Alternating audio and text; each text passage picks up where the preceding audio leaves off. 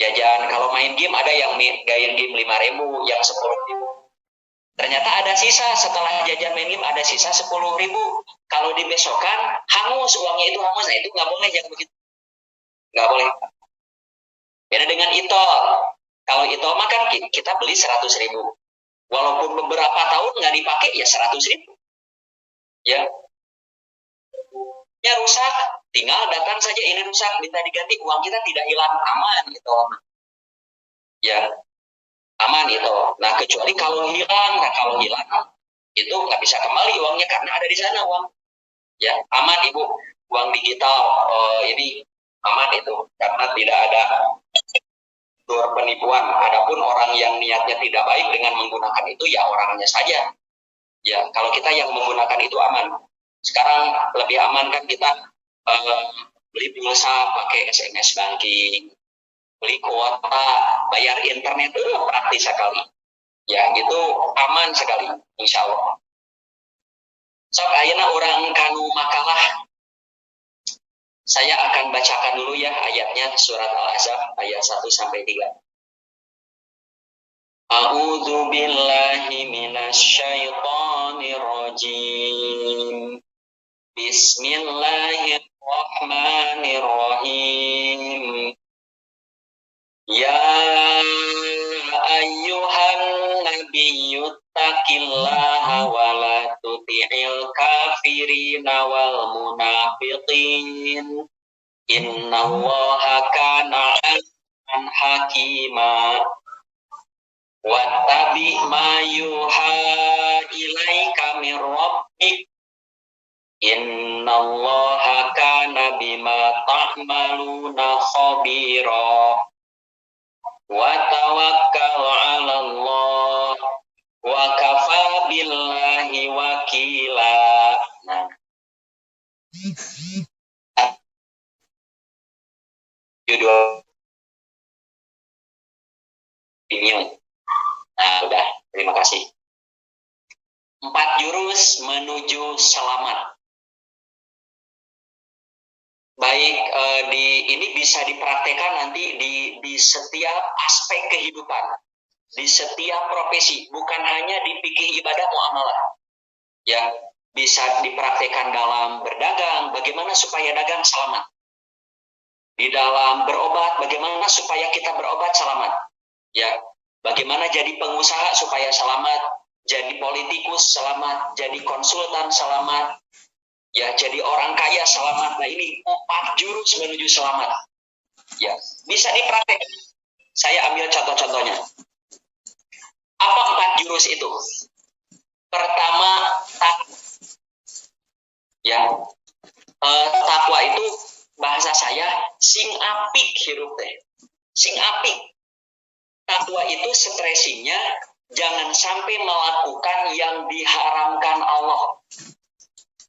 Ya, baik dalam berobat, dalam berdagang, dalam berbisnis, dalam mengajar, dalam apa saja, takwa.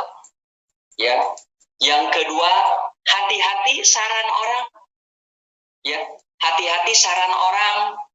Ya, apalagi saran dari luar Islam, saran dari orang Islam pun yang saran itu dapat mencelakakan kita, hati-hati. Apalagi dapat menjauhkan kita dari agama kita, menjauhkan dari syariat Allah. Hati-hati saran orang. Ya, kita biasanya takwa orangan pas di saranan banyak orang yang menasehati, tumbang. Ya, takwa, hati-hati ya. Bertakwa, sing api, ya dalam hal apapun, sing kuat ulah dugi kami damal nu diharamkeun. Yang kedua, hati-hati saran orang yang dapat menjerumuskan kita dalam dosa. Ketiga, terus ikuti wahyu Allah. Terus ikuti konsep ilahi. Wahyu Allah mah pasti benar.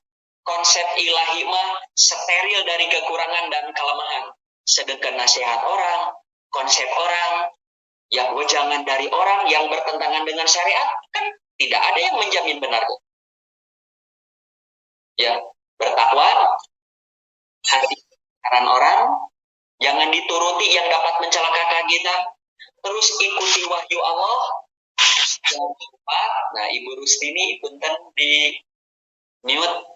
Yang terakhir adalah tawakal, nanti hasilnya pasrahkan kepada Allah. Saya ambil contoh. Kalau ayat ini kaitan dengan stresnya sih ayat ini kanggo anggota DPR, kanggo orang-orang yang kerjanya di parlemen ini. Ya, tapi orang terapkan ya. Misalkan dalam berobat ya. Contoh begini. Bapak Ibu, kalau Bapak Ibu sakit, apakah bapaknya yang sakit, ibunya yang sakit, atau saudara kita? Suami ibu, yang istri bapak, anak bapak, orang tua kita.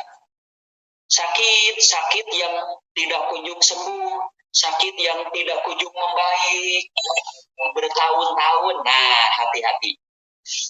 Ya, sing api, sanes teu kengi, bukan tidak boleh sembuh, bukan.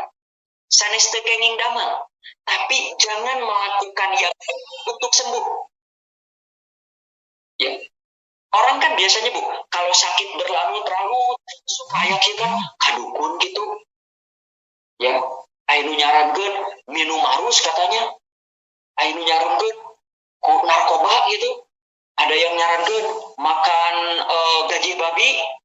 Ada yang menyarankan ke Mbah Anu. Nah, hati-hati. Ya, sing api sanes teu kenging damang. Bukan tidak boleh sembuh, tapi jangan berobat dengan yang haram. Mengapa? Karena Allah tidak pernah membuat obat dari barang yang haram. Kalau ada orang sembuh karena memakan makanan yang haram, saya yakin bukan karena makanan itu yang menyembuhkan, tapi setan yang meniupkan pada orang itu. Nanti kalau ya, sekali lagi. Jadi kalau ada orang sembuh memakan makanan yang haram, ya, maka sembuhnya itu bukan karena makan yang haramnya itu, tapi ditipu setan. Hati-hati ya, yang orang yang sakit, sing api, sok berobat. Yang sesuai dengan ilmu, berdoa sesuai dengan syariat, sing api. Ya, ulah dugi kami damel nu diharamkeun ku Allah. Baik tutur katanya, sikapnya, demikian juga berobatnya. Ya, ngobrol dengan para alim berobat gitu ya. Punten Nisa, di mute, terima kasih Ibu. Lebat langsung di mute.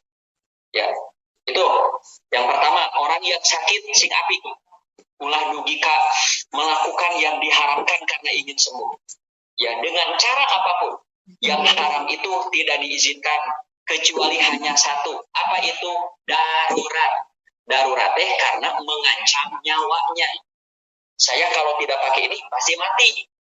Ya, kata dokter, wah, aku kalau nggak pakai ini mati, nggak namanya.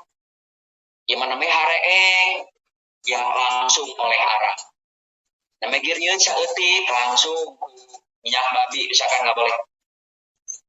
Nah, yang kedua di saat sakit, hati-hati. Saran orang-orang ini suka ada banyak. Saya mengalami. Ya, terutama di saat sakit yang berlarut-larut, bertahun-tahun. Sok aya nu nyarankeun, cobian ku getih medemel misalkan. Ya tah buncit pas getih nu anyarna tah itu bagus. Eta bagus, misalkan bisi aya nu kitu tong diturut. Nyarankeun coba tuh ka tukang itu dipencetan tapi aya jambe-jambe naon pokokna jambe-jambe teu kaharti ulah. Ya, cobaan berobat ke anu yang menurut ilmu kita ada kemusyrikan, ada